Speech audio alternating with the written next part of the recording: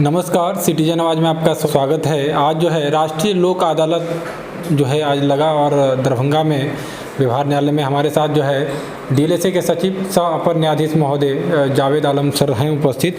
Sir क्या कहेंगे राष्ट्रीय लोक अदालत को लेकर, किस तरह का अभी तो चल ही रहा है, किस तरह का पूरी तरीके से रहा? आज जैसा कि सर्वविदित है कि राष्ट्रीय लोक अदालत का आयोजन किया जा रहा है। इस सिलसिले में पूरे देश में एक बार आज लोक अदालत पूरे देश में लग रहा है। इसी तरह आपके दरभंगा जिला में भी जिले स्तर पर, अनुमंडल स्तर पर भी लोक अदालत का आयोजन किया जा रहा है। तो लोक अदालत का आयोजन का मतलब होता है कि जो पेंडेंसी कोर्ट में पड़ा हुआ है और बहुत सारे ऐसे मामले जो अभी कोर्ट में नहीं आए हैं, छोटे मोटे मामले हैं, जैसे बैंक से मामले, इलेक्ट्रिसिटी के मामले, एमएससीटी है, क्लेम केस है, बीएसएनएल के मामले हैं। तो वो सब मामले को हम लोग आइडेंटिफाइड करते हैं, उसमें नोटिस करते हैं। नोटिस पर पार्टीज आती है, उनका जजेज का बेंच बनाते हैं। बेंच के माध्यम से उसका हम लोग आपसी बातचीत के आधार पर मुकदमा का निस्तारण करते हैं। तो आज जिला एवं सत्र न्यायाधीश, माननीय जिला एवं सत्र न्यायाधीश इसका इनॉग्रेशन किए। आज सारे बेंच का लगभग हम लोग आज की जो बेंच है उसमें 7 बेंच का हम लोग दरभंगा जिला में सदर में गठन किए हैं और आपका बिरौल में 3 बेंच बनाए हैं और बेनीपुर में हमने 2 बेंच बनाया है।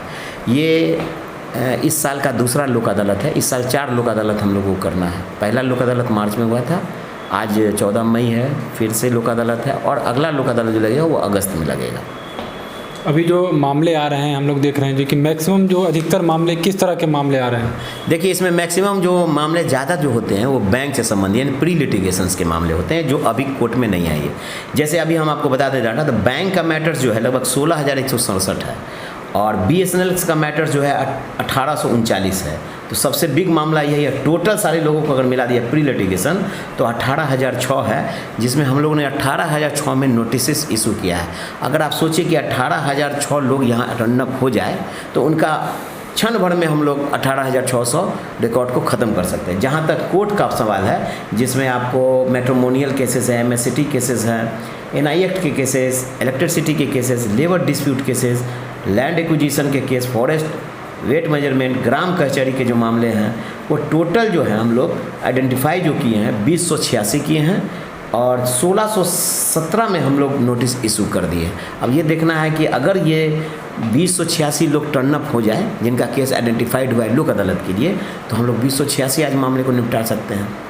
अभी किस तरह का रुख है, मतलब कितने उपस्थित हुए हैं, वो किस तरह का रुख लगा? अभी तक 1 बजे का जो हम लोग का रिपोर्ट है बेनीपुर, बिरौल और सदर मिलाकर, तो कोर्ट जो केसेस हैं उसमें हम लोग अब तक का जो रिपोर्ट है उसमें 120 केसेस अभी निपटारा हो गया। 1 बजे का है ये। और जो प्री लिटिगेशन के जो केसेस है बैंक से रिलेटेड और इलेक्ट्रिसिटी वगैरह से है, उसमें हम बता सकते हैं कि अभी लगभग 200 मामले का निपटारा किया गया। ये संख्या बढ़ेगी, निश्चित रूप से बढ़ेगी।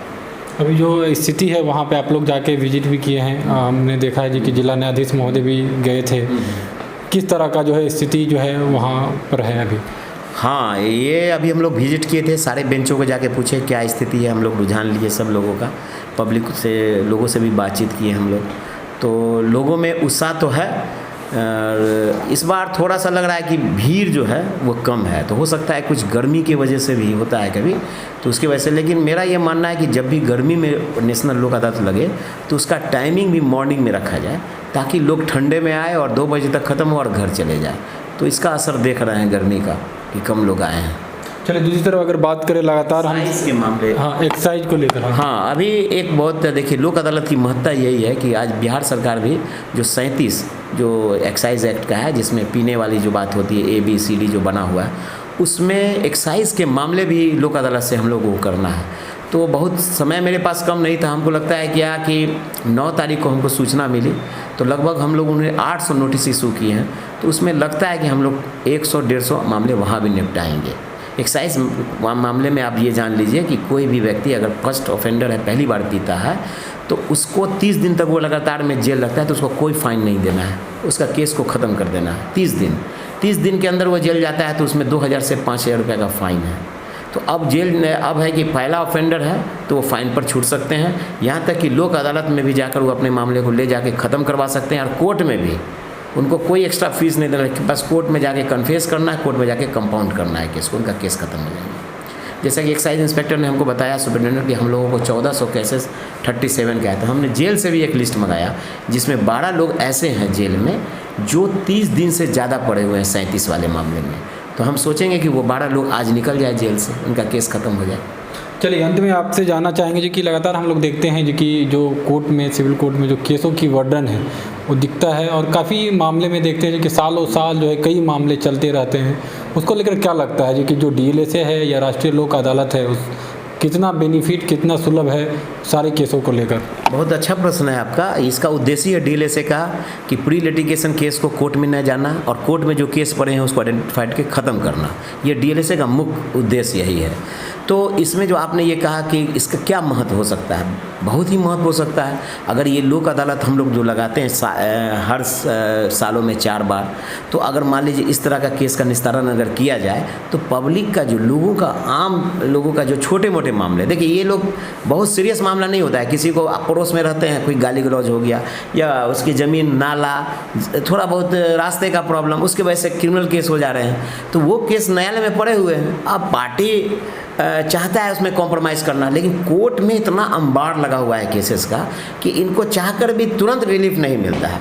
तो मेरा ये मानना है कि ये लोग क्या करें, देखिए इनके समझ एक और फॉर्म ईजाद हो गया है ग्राम कचहरी का। जो भी मामले छोटे मोटे हैं वो सिर्फ ग्राम कचहरी के जुडिक्शन के अंतर्गत आते हैं।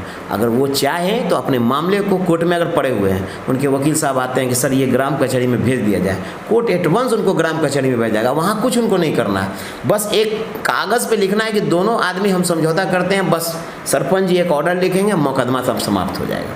तो एक आशा का किरण वो भी है। अगर वो सुचारू रूप से काम करने लगे तो आपकी अदालत में यहाँ पर जो केस पड़ा हुआ है उसमें तेज़ी आएगी, त्वरित फैसला होगा, समाज में डिटरेंट पैदा होगा, उससे भय पैदा होगा। होता क्या है कि किसी का मामला अगर मान लीजिए कोर्ट में पड़ा हुआ, उसमें कोई फैसला नहीं हो रहा है, तो जो एग्रीव्ड है तो निराश हो जाता है और इसका इम्पैक्ट समाज पर पड़ता है कि दूसरे लोग भी सीखते हैं कि वो कोर्ट कचहरी में कुछ फैसला जल्दी नहीं आता है, तो इसका भय का वातावरण नहीं बनता है सोसाइटी में। अगर उनको ये लगना जाए कि मेरा फैसला तुरंत हो जाता है, उसमें सजा या रिहाई तुरंत हो जाता है, तो लोगों को संतुष्टि भी होगी।